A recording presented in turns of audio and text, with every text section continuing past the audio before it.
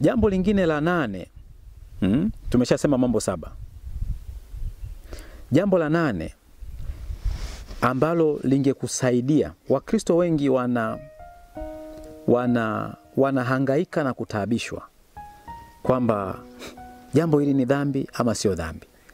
Na wanapokuta kwamba yamkini mtumishi wa Mungu yote hamna anayekemea jambo hilo, basi hujikuta kama wao wako salama.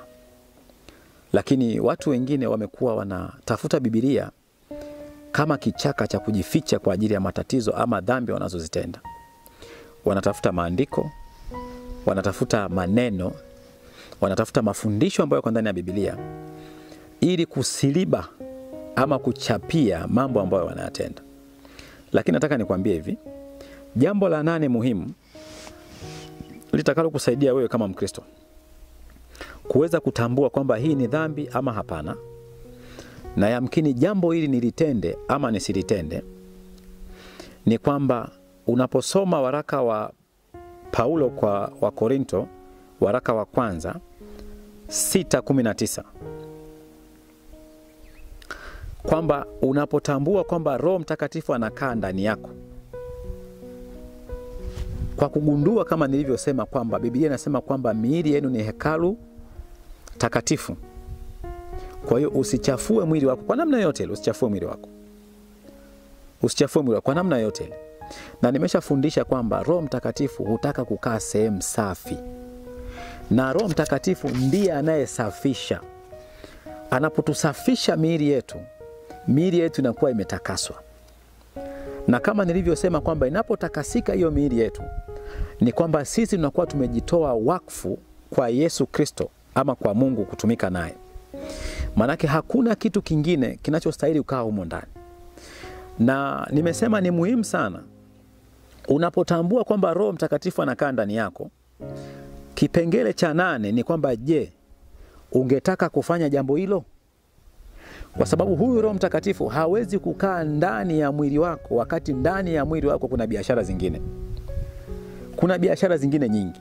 Kuna mwimbaji mmoja wa kidunia amesema biashara fulani sitaitaja, alafu akasema sijawahi kupata faida, hiyo biashara nikiifanya naambulia hasara.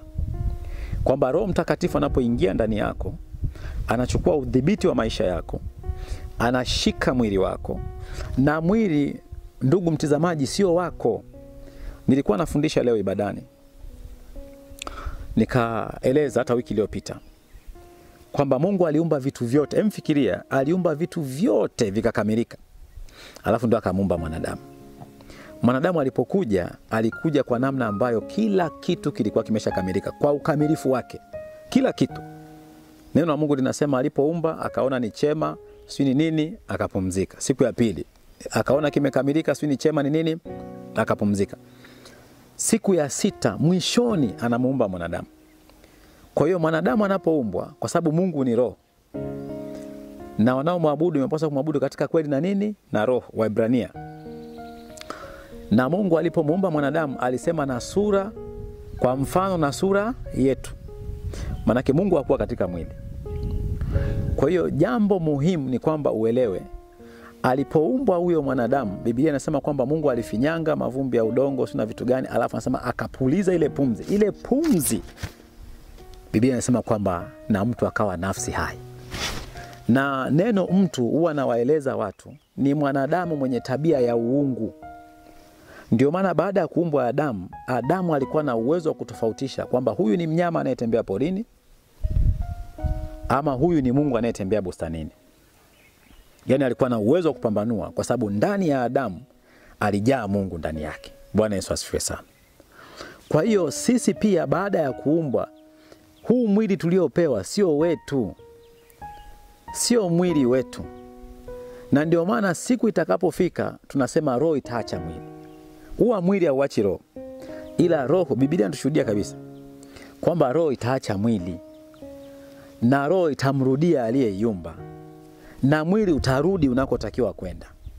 Na sisi sote tumekuwa tunazikwa chini. Hamna mtu aliyeenda. Ni wachache sana.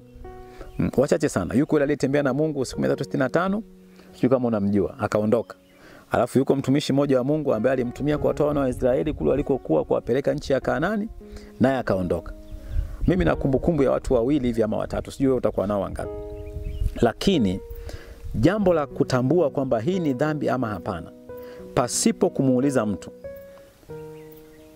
ni kujiuliza wewe mwenyewe. Unapojua kwamba mwili huu sio wangu, sasa je, ungetaka kulifanya hilo jambo?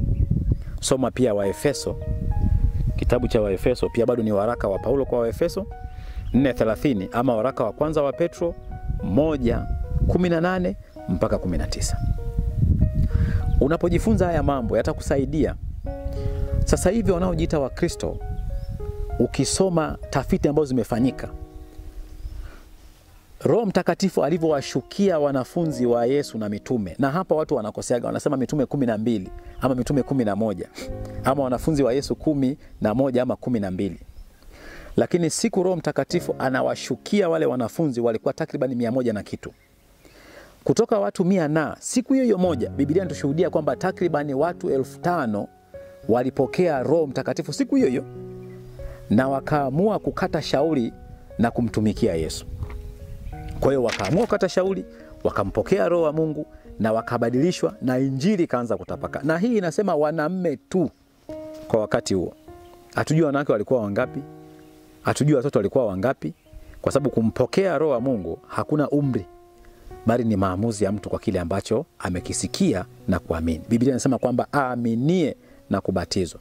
Sisi lazima tuamini, tuisikie injili. Unapoiamini injili, unapoisikia injili, unafanya maamuzi ya kumpokea huyu Kristo kufanyika Bwana na Mwokozi wa maisha yako. Kwa hiyo ni kushukuru. Karibu kuendelea kujifunza neno la Mungu pamoja na sisi. Kama ilivyo desturi yetu, sisi tunataka tufundishe neno la Mungu kidogo, lakini tunaamini katika vipindi hivi vidogo vidogo vitakusaidia wewe kukutoa sehemu moja na kufikia sehemu nyingine kwa ajili ya utukufu wa Mungu. Katika jina takatifu la Yesu Kristo.